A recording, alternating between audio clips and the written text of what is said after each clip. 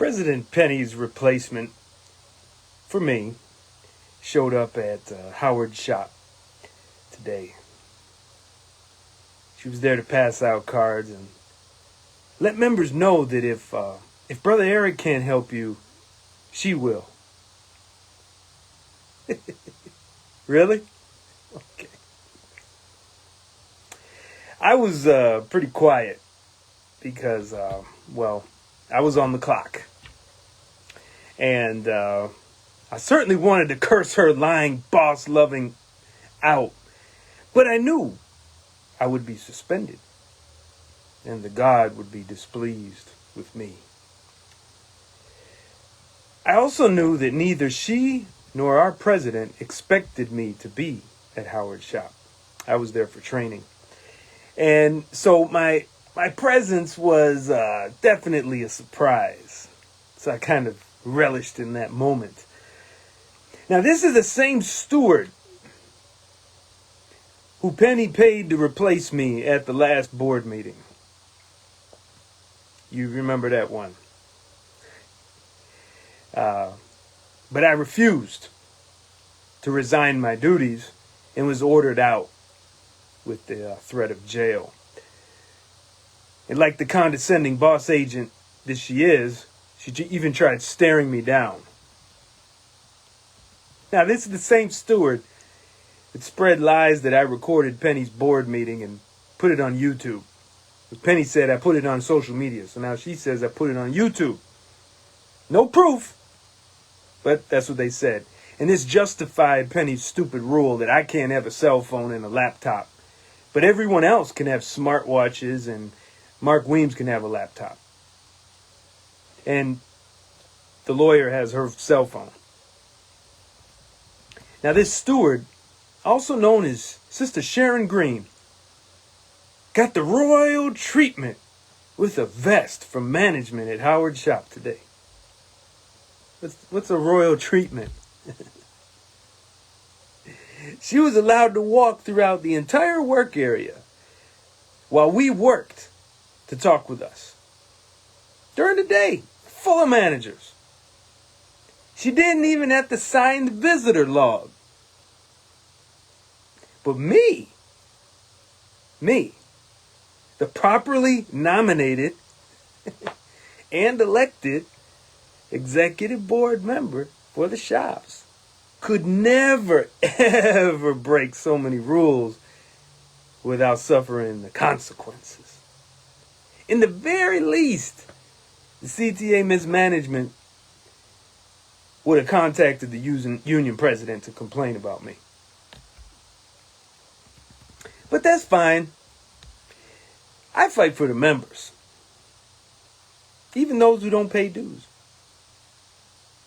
She and our fake union president fight against the members. For the past 2 months,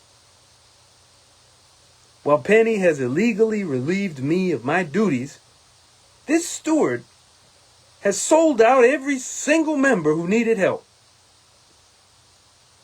All I get is complaints. Moreover, those who specifically wanted me were very upset with her defending our tormentors. Just at Howard's shop today, she annoyed one of our brothers so much, he complained to me about her during lunch.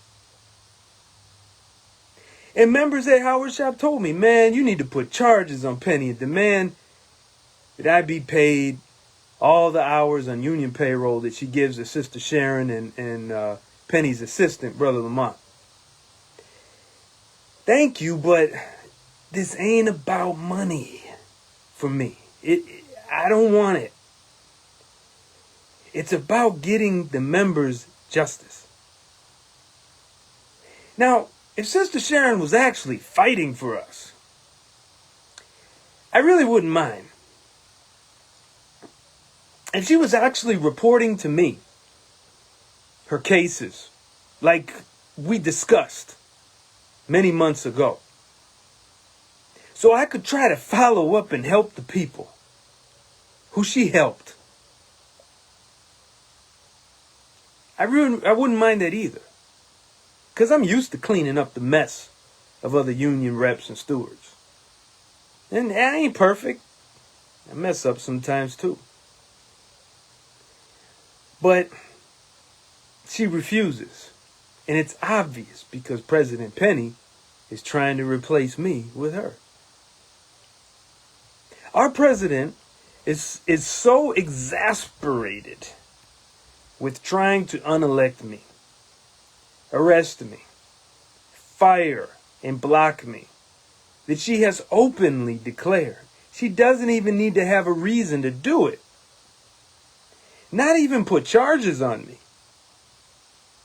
And a reason for not complying with Section 22 of the Constitution of our Union? Because you'll use it to your advantage. Okay. Yeah. So now we know why I must run for president of Local 308. And I better do my best to avoid being like these tyrants if I win. I can promise you a few things as president. And that is, Local 308 is going to be your organization, not mine. I will be working for you. Thank you, Sister Nicole. She cannot replace you. You were elected by the members. Unfortunately, effectively, she has. And there are people who she likes, and frankly, the managers adore, that are working in my place. But this is okay. In fact, I encourage President Pennie, continue to replace me. Continue to try to set me up to be injured, hurt, killed, arrested, or fired.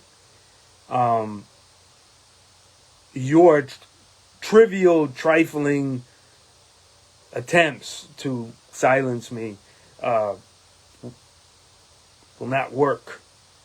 And I'm being open about this with everybody. I don't need to be off the clock to help you. So I help you when I'm on my personal time, okay? Or during lunch. And some of you know that. I will call you, hey, I'm helping, let's check out this draft I wrote for your grievance, etc.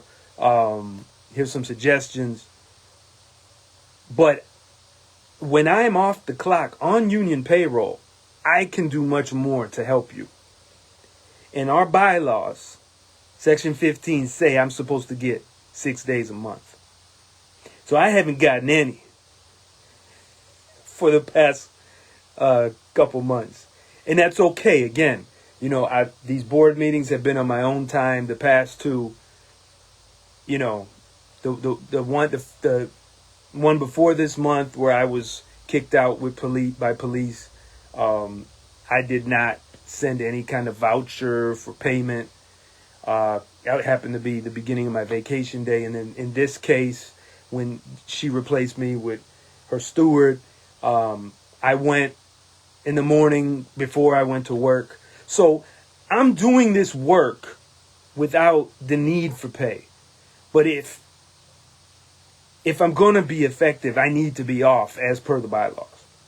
But she is not going to do that. And she has said that openly. And she has said she doesn't need to have a reason for it. So unless you all start talking to her and telling her, stop this crap and put our man back out there for 6 days, a month, like the bylaws say, and you back it with charges to remove her from office. I mean, you can do this. It's easy. Remember, she did it to me. It's not because she's the president. Anyone can do this. But until you all start speaking up, it's going to continue. Now, of course, when I'm running for president, so when that next November, when it's time, you know, come on out and vote for me. And then we don't have to deal with Pennie. We don't have to deal with Mark. We just got to deal with the management. And y'all know I got no problem doing that. Well, thank you for listening. And thank you for the positive comments and the encouragement. But nothing's going to change as long as you let it. And people ask me, how did she get away with doing this? I said, because the members let her do it. You know, when she kicked me out this last time, bullhorn, right? As you see in the video, I went with the bullhorn and talked about how illegal this was. And she gave in. She opened the door and said, all right, you can come in. Okay. So I fought to get back in that meeting. Non-violently, of course. But, you know, you're going to have to do that too. If you want me, who's elected, to be out there on union payroll to help you, and I can help anyone in any department.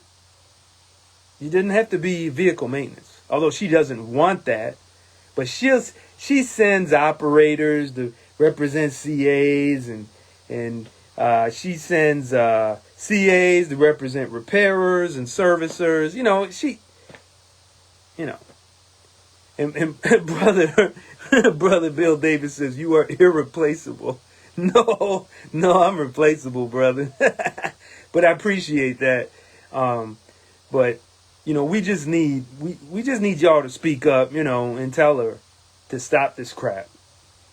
Or whatever, you don't have to, but it's just going to continue if no one says anything or does anything. Well, I got to shut this down here, and I have a grievance I have to help someone write.